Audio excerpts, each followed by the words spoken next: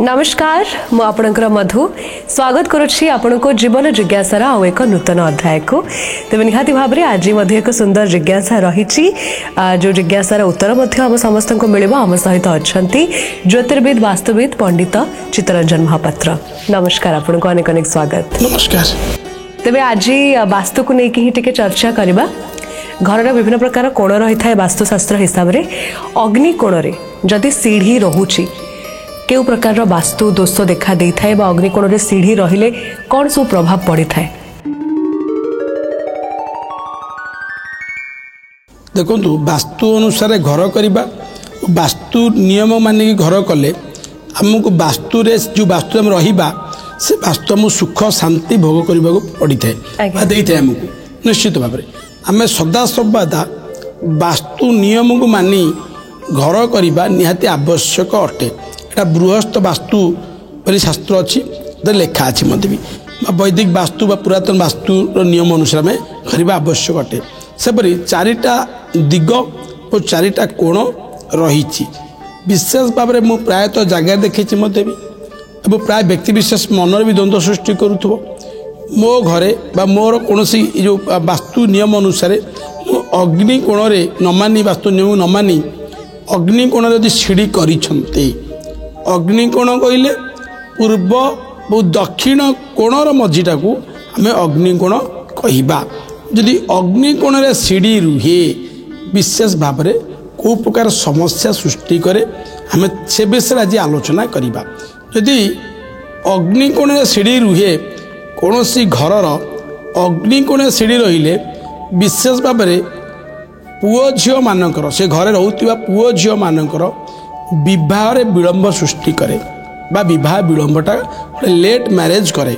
देखिए प्राय जगार मत भी जिन अनुभव करी पूर्व दक्षिण अग्निकोण रे सीढ़ी रुहे विशेषकर घरे थिबा पुओ झील मानकर विवाह विलंब कराए अर्थात उपयुक्त बयस विवाह करई न थाए बा उपयुक्त बयस विवाह न करने द्वारा दाम्पत्य जीवन में अशांति सृष्टि करे। जदिओ च विवाह हो जाइए से घरे बा कौन सी नूतन विवाहित जोटा कि पुओ बोहू यदि से घरे रुहंती दाम्पत्य जीवन में अशांति सृष्टि करें डिस्टर्बांस क्रिएट करे बा गोटे भूल बुझामणा सृष्टि करे सब कल अशांति लगी रुहे स्वामी स्त्री भितर एमतीक घरे रोता मुरबी व्यक्ति विशेष मानकर भी शरीर असुस्थता सृष्टि करी थाए विशेष भाव में ये गोटे बहुत बड़ समस्या सृष्टि करी थाए जदि घरर अग्निकोण रे सीढ़ी थाए तत्सहित आउ कौन करे आकस्मिक रोग सृष्टि करे जमी कहते घर मुरई व्यक्ति विशेष मानकर क्रोनिक जनित रोग क्रोनिक कहले जो रोग लंबा समय धरी लगे रही थाए से प्रकार रोग घरर मुरई व्यक्ति विशेष मानक रोहुतिबा घरे लोक को सृष्टि करी थाए पूर्व दक्षिण अग्निकोण रे सीढ़ी रुहे यही प्रकार समस्या सृष्टि करी थाए।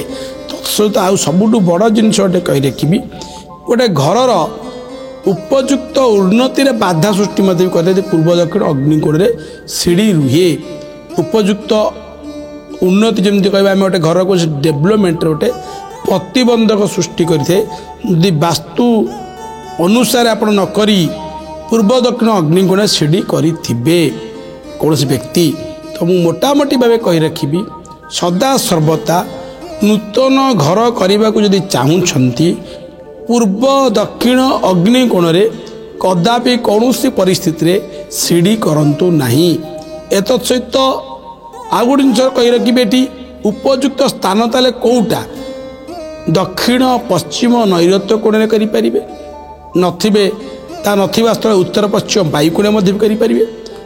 मु किंतु आजिका डेट रे आधुनिक वास्तु कहूँ जे पूर्व उत्तर ईशान कोण सीढ़ी मत किसी असुविधा नहीं कहीं 16टा जोन रु आम से हिसाब ने प्राय व्यक्ति विशेष कर वास्तु पुरुष का मुंड ईशान कोण रोचे क्षति करे ता किसी नुहे केवल 3टा दिगरे आप तीनटा कोण करें सीढ़ी किंतु पूर्व दक्षिण अग्निकोण सीढ़ी करें नहीं कदापि कौन परिस्थिति भी जदिओ च पूर्व दक्षिण अग्निकोण सीढ़ी करिछंती भांगिबे नहीं तार प्रतिकार बतौची कि फिटिकिरी गोटे फिटिकिरी किसी अच्छी आप जानवे फिटिकिरी बजार मिलूँ ताकू गोटे बाउल रे रखी सीढ़ी तले रखंतु एवं प्रति मासकू थरे ताकू चेंज करंतु देखिबे अग्निकोण थिबा जो सीढ़ी दोष खंडन हो आगामी समय आपण मानकू ये जो समस्या आप मुक्त हो पारे।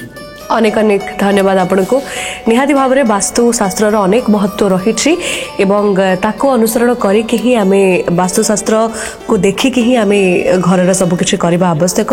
बहुत बहुत धन्यवाद आपको। निहाती भाव में एमती सुंदर सुंदर जिज्ञासा सहित आपण पाखक पुणी आसव नुआ अध्याय मध्यम आज विदाय दिंतु। नमस्कार। नमस्कार।